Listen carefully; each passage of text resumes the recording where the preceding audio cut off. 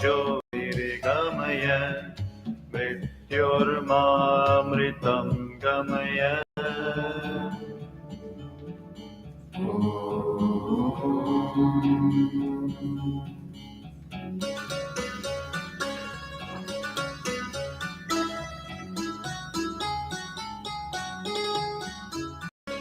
असतो मा सद्गमय तमसो मा ज्योतिर्गमय मृत्योर्मामृतं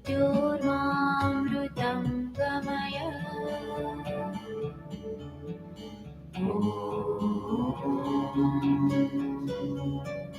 असतो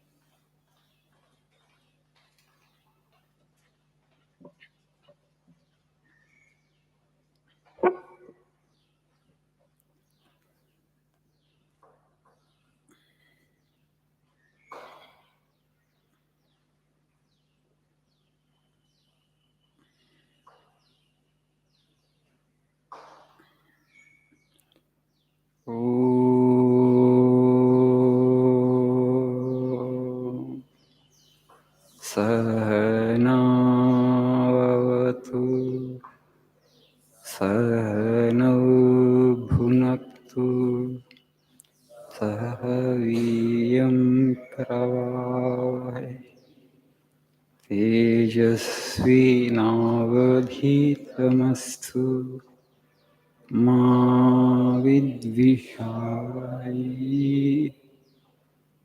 ॐ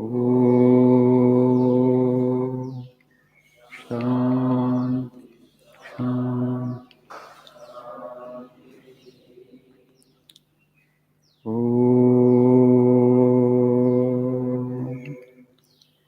असतो मा सद्गमय तमसो मा ज्योतिर्गमय मृत्योर्मामृतङ्गमय ॐ शान्ति शान्ति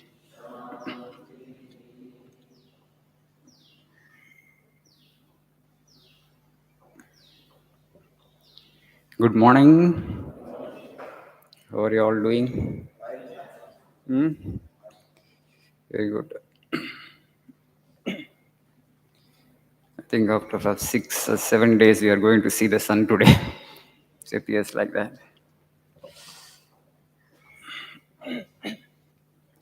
We have a center in Cherrapunji.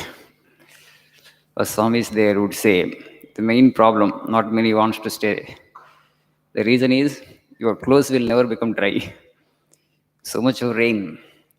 If you open your window, cloud enters into your room, not rain. It's a cloud that enters into your room. You cannot even open window. Almost 1150 centimeters of rainfall per annum.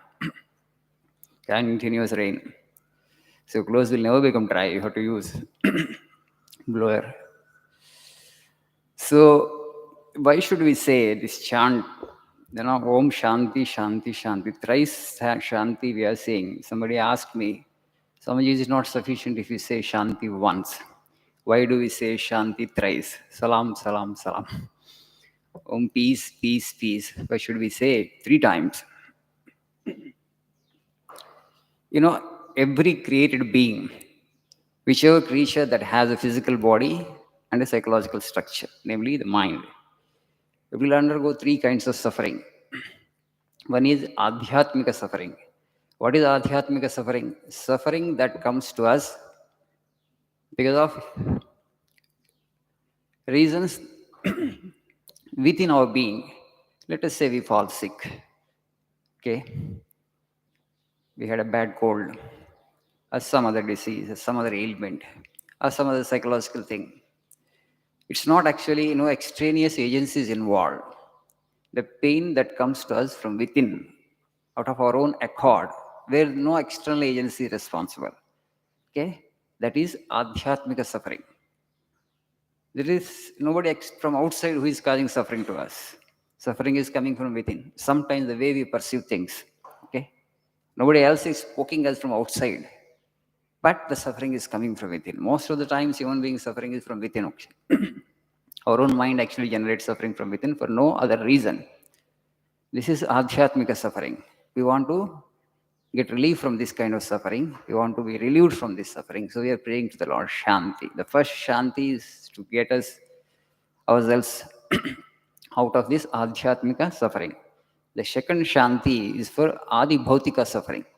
Adi Bhautika suffering is suffering that comes to us from sources outside us. We are all right, our health is well, but somebody who is close to us, some of our family members, could be brother, sister, mother, father, somebody else has fallen sick. That causes us pain, right? So that is Adi Bhautika suffering, not just our own people, and suffering that comes to us from other creatures. Could be from serpents, could be from scorpions if you are living in a forest. You are living in cities. What is the creature that causes maximum suffering? The tiny creature? Hmm? Sorry, today we don't suffer much from snakes and scorpions, but mosquitoes, our great enemy. So all the dengue, this season has started now. So many fevers they come. This small, tiny creature. Yeah, bed bugs also. So if this small, tiny creature causes so much of suffering to us, right? So this is Adi Bhautika suffering that comes to an individual from other sources, from other life creatures, living beings. This is the second kind of suffering. Third kind of suffering is Adi Daivika, the suffering that comes to us from elements, from rain, from the sun, from cold. So, and from earthquakes, all things external, but Daivika, not creatures. That is Adi Daivika suffering. So, the third Shanti is for this. So, you are praying to the Lord, O Lord, relieve us from these three kinds of suffering. In Sanskrit, it is called Tritapa. Tritapa. Tapa means suffering. Three means three. Three sufferings. Every creature, whichever has a physical body, whichever has a psychological body, whichever has a nervous system, it has to undergo these three kinds of suffering. So there is only one thing which doesn't suffer these three kinds of suffering, that is spirit, that is consciousness, that is our real nature. But we have to go beyond this body and mind to experience that. It's not in our experience yet. That's called God. There are so many names for that ultimate reality, which is changeless, which is eternal, which is immutable. Okay, that is our ultimate journey, last journey. So we keep searching for happiness and peace in this world. Again and again we search. Birth after birth we search. But the search will remain only a search. We will not get the desired peace and happiness because this physical structure is constantly changing, and also the psychological structure, namely the mind, that is also constantly changing. Through something that constantly changes, we will never get real peace, eternal peace and happiness. We will understand it after long struggle, after many experiences. It will dawn on us. It will strike us. Yes, we need to do something more. We need to transcend the physical and the psychological. As long as you are confined to this physical and psychological existence, these three kinds of suffering are inevitable. There's no way, there's no escape from that. So when the desire arises, how can I escape from all these three kinds of suffering? Then really the search for truth, the search for God begins with the individual. So immediately, as soon as you start the search, not that you will God appear before you, then you have to do tapas, penance, a lot of austerities, practice, prayer, meditation, selfless service. All these become important for you only then. Because when you are really ambitious, when you want to know the truth, you are not satisfied with this mere little comfort, creature comforts. Okay, that kind of quest will come to everybody. A kind of world weariness will come upon everybody. It has already come to so many people in the world. Is this all? Our life has something more to offer. ఈ జీవితం అంటే ఇంకేనా, ఇంకేమైనా ఉందా? అన్ని మనం ఏదైతే ఇప్పుడు మీరు సాధించాలనుకుంటున్నారో అవన్నీ సాధించేసిన వాళ్ళు చాలామంది ఉన్నారు. Whatever now you are aspiring for, you are desiring, there are so many people in the society you have already achieved that. And now for them, actually, the quest is beginning, actually. So that real experience of life that they are aspiring for, hoping for, they are not getting it. Why do I not get? And slowly it will dawn on them. There is something beyond the physical and the psychological which I must touch. Not intellectually, by experience. Then only I will be relieved of all the three kinds of suffering. So this search for truth actually is the ultimate goal of human life. All other things actually will happen. They are incidental to life. They are not that important. But still we take these things so important. Survival has become such an important thing for us. Of course, survival is important, but We don't have to invest so much of time and energy because we are in competition with each other. We develop this stress and anxiety, and we fear and that insecurity. All these things actually make life more complicated for us. Otherwise, there are enough resources in the world to provide for the basic necessities of all the human beings. We don't have to be in competition with each other. But it doesn't, dawn us on us that quickly because our education systems are not designed to help a human being blossom into a great human being. Rather, they do the reverse.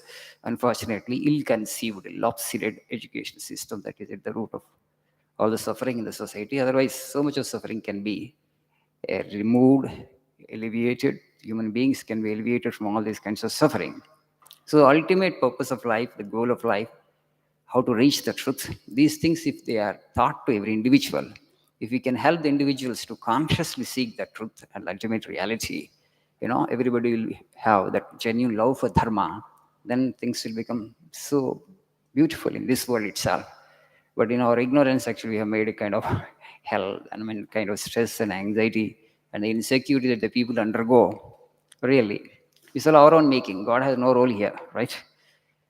మనకి చాలా brain ఇచ్చాడు భగవంతుడు కానీ ఆ బుద్ధిని సరిగా ఉపయోగించట్లేదు మనం అనిపిస్తుంది otherwise this kind of suffering should not be there we have come here with this kind of cerebral capacity but we have made life so complex that is because of our ignorance creator has no role in it and we need to think right okay thank you nice day